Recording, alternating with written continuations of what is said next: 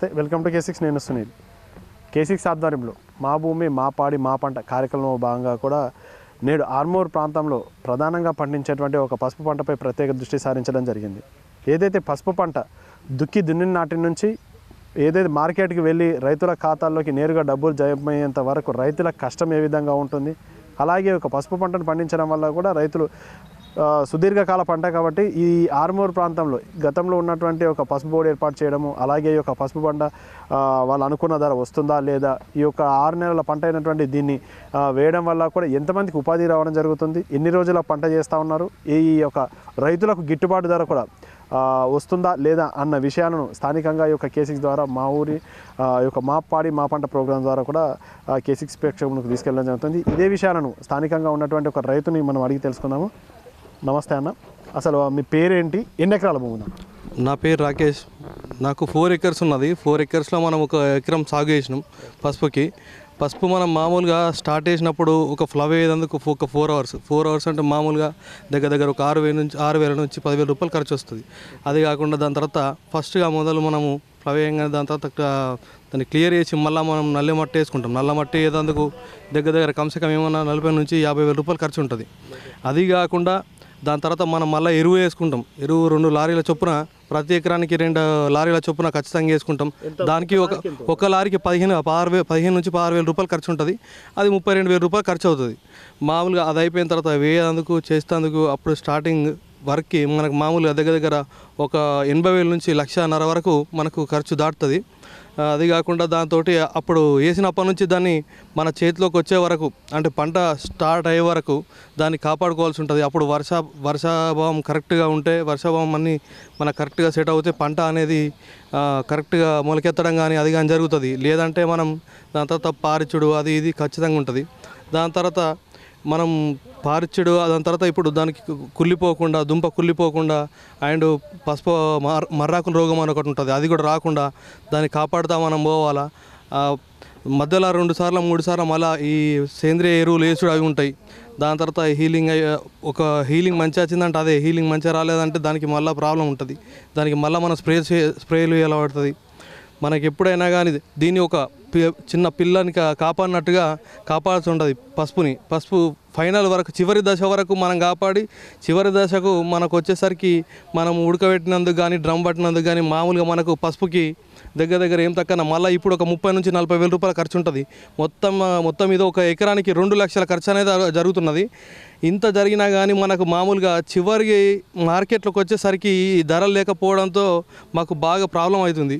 మనకు మామూలుగా పోయినసారితో పోలిస్తే ఇప్పుడు ఇంకొక పోయినసారి 15,000 14,000 రూపాయల రేటు ఉండే, ఇప్పుడు 10,000 8,000కి చేరింది ధర. అదే ధర మామూలుగా 15 నుంచి 20,000 రూపాయల వరకు ఉంటే మనకు ఖచ్చితమైన రేటు మార్కెట్లో ఉంటే మనకు రైతు బతుకుతాడు. రైతు ద్వారా అందరికీ మళ్ళీ ఇది మనకు ఇది పసుపు అనేది టర్మరిక్ మామూలుగా అందరికీ ఇండ్లలోనికి వాడకం. అదే కాకుండా మనకు యాంటీ బ్యాక్టీరియాగా కూడా ఇది వర్తిస్తుంది. సో పసుపుని మనం ఇప్పుడు మొన్నటి వరకు ఏమైందంటే తక్కువ ధరలు ఉండే ఇట్లా రైతులు మొత్తం దీన్ని తక్కువ వేసేసారు. మొన్న పోయినసారి 1 సంవత్సరం 2 సంవత్సరాలు రేటు ఉండగానే పాపం అందరూ రైతులు కొంచెం ఉత్సాహంతో 2 ఎకరాలు వేస్టులు 3 ఎకరాలు వేస్టులు 4 ఎకరాలు వేసి మళ్ళీ కొంచెం ప్రోత్సాహం జరిగినట్టు అనిపించింది. మళ్ళీ ఈసారి ప్రోత్సాహం అనేది తగ్గిపోయి మళ్ళీ ఇంకో ఎకరానికి అర్ధ ఎకరానికి పడిపోయింది.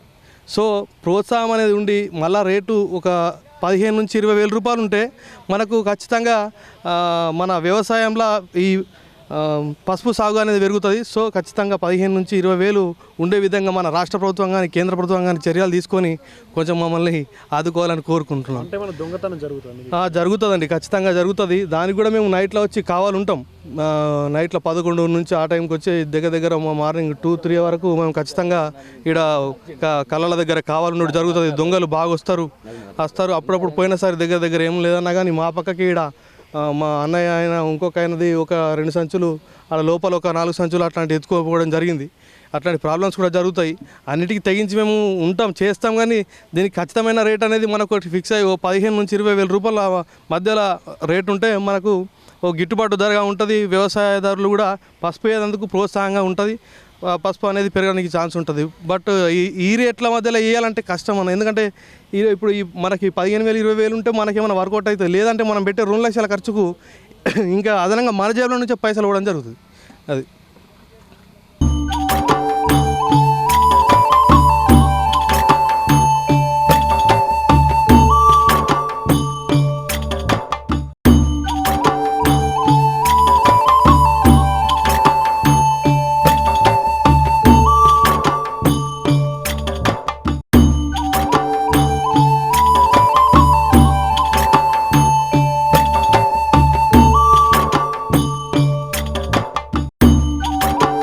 స్థానికంగా రైతు మనతో ఉన్నారు, అడుగుదాం.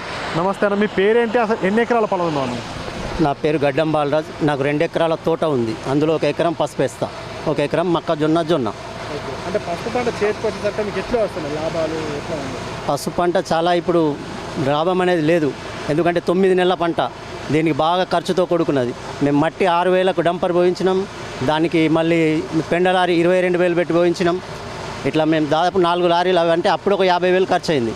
ఇప్పుడు మళ్ళీ పసుపు దొబ్బిన నుండి ఈ డ్రమ్ము బట్టి గంజిలోకి వేసే వరకు మళ్ళీ ఒక 40,000-45,000 ఖర్చు వస్తుంది 1 ఎకరానికి. అంటే 1,00,000 రూపాయల ఖర్చు మా శ్రమ కాకుండానే పెట్టుబడి. ఇప్పుడు మాకు వచ్చేది 80,000-90,000 వస్తున్నాయి. ఎందుకంటే ఇది ఇప్పుడు 8,000 నుండి 11,000 వరకే పోతుంది. దాదాపు 20,000 పైన ఉంటేనే మాకేమన్నా రైతుకు గిట్టుబాటు అవుతుంది. ఎంతమంది పని చేస్తారు, ఎంతమంది కూలీ ఉన్నారు? కూలీలు అంటూ ఏం లేదు, మేము ఇంటి వాళ్ళని చేసుకుంటాం. మాకు 2 ఎకరాలే ఉంది, ఎకరం పసుపు, ఎకరం అది మనం సొంతగా చేసుకుంటాం. ప్రతి సంవత్సరం మేము పంట పసుపు ఎప్పుడు వేస్తూనే ఉన్నాం. కాకపోతే ఇది ఇప్పుడు 10 ఏళ్ల కింద ఉన్న రేటే మళ్ళీ ఇప్పుడు వచ్చేసింది. గత 3-4 ఏళ్ల కింద సాంగ్లీలో 22,000-23,000 పోయింది. మన నిజామాబాద్లో కూడా 16,000 పోయింది. కానీ ఇప్పుడు అలా లేదు. అక్కడ సాంగ్లీలో వేరుంది, నిజామాబాద్లో వేరుంది. మా చేతికి వచ్చేసరికి రేటు మద్దతు అనేది ఖచ్చితమైన ప్రైజ్ అనేది లేదు. రైతు ఆ విధంగా లాభపడాలంటే ఖచ్చితమైన ప్రైజ్ ఉండాలి. ఒక రేటు అంటే మామూలుగా మా పసుపు 3-4 వెరైటీల్లో ఉంటే దానికి 15,000, 20,000, 22,000 ఇట్లా క్వాలిటీని బట్టి మద్దతు ధర ఉంటే బాగుంటుంది రైతుకు.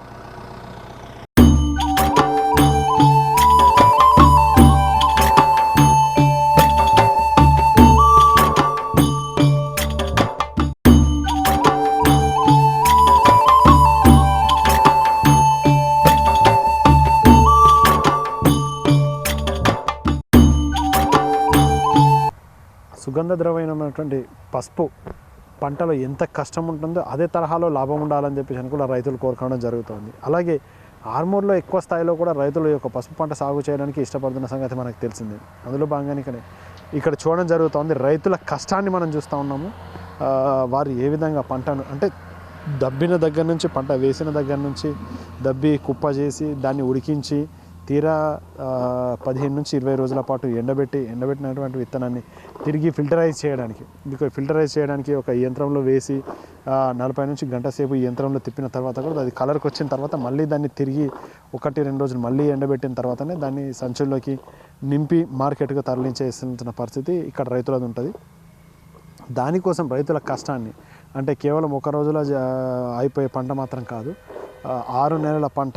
అలాగే ఈ పంట చేతికి వచ్చి మార్కెట్కి వెళ్ళేంత వరకు కూడా రైతుల్లో భయం అయితే ఉంటుంది. ఎక్కడ వర్షం పడితే ఎక్కడ పంట చెడిపోతుందో అన్న భయం ఇక్కడ ఉన్నటువంటి రైతుల్లో మాత్రం ఉంటున్న పరిస్థితి అయితే ఉంటుంది. అలాగే తాము వేసిన పంటకి మంచి ధర, అలాగే గిట్టుబాటు ధర ప్రత్యేకంగా పసుపు బోర్డు ఏర్పాటు చేస్తే రైతులకు మంచి లాభాలు వస్తాయని చెప్పేసి కూడా ఇక్కడ ప్రాంత రైతులు అభిప్రాయపడుతున్న పరిస్థితి అయితే ఉన్నది. అలాగే ఈ యొక్క పసుపు పంట వల్ల కూడా స్థానికంగా ఉన్నటువంటి రైతులు ఎలాంటి లాభాలు కోరుతూ ఉన్నారు, పసుపు బోర్డు ఏర్పాటు చేయడం వల్ల కూడా వాళ్ళు అనుకున్న ధర ఎంత రావాలి అనుకుంటున్నారు, ఎన్ని రోజుల కష్టం, ఇప్పటికి ఒక రైతు ఉన్నాను ఇక్కడున్న రైతుల విషయంలో కూడా ఎన్ని రోజుల పంట వాళ్ళ కుటుంబీకులు ఎన్ని రోజులుగా పనిచేస్తూ ఉన్నారని ఒకసారి అడిగి తెలుసుకుందాం.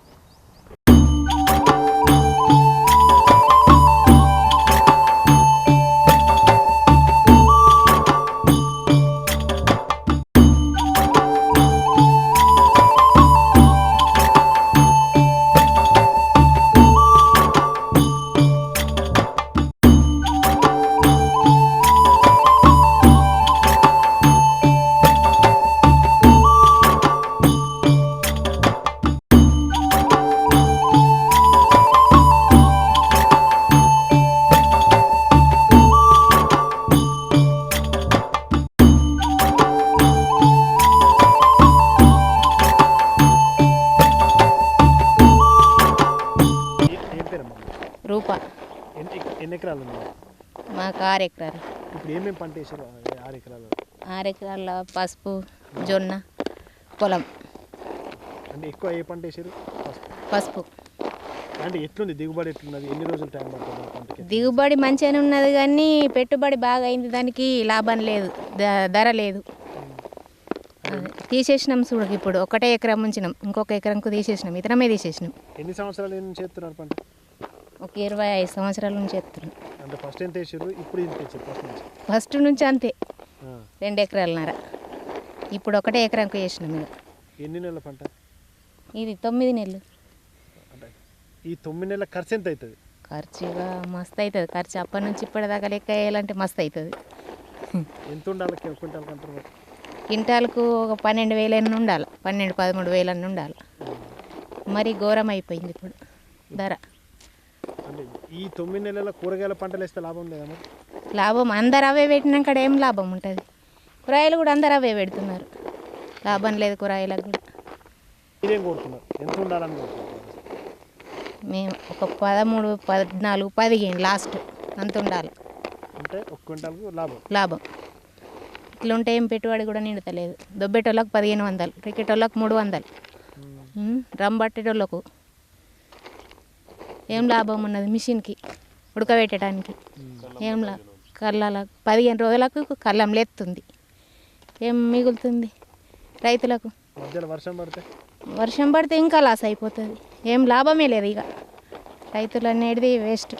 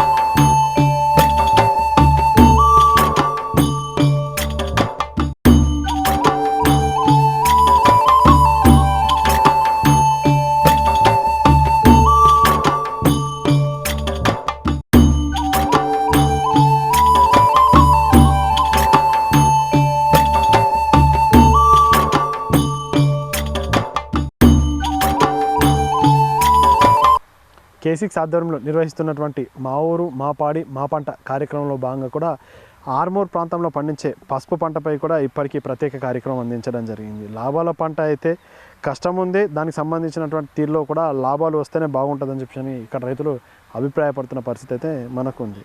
ఇది ఈ యొక్క మా కేసిక్స్ అందిస్తున్న ప్రత్యేక కార్యక్రమం. నిరంతరం చూస్తూనే ఉండండి కేసిక్స్. కెమెరామెన్ అజయ్తో సునీల్, కేసిక్స్ ఛానల్, ఆర్మూర్ నుంచి.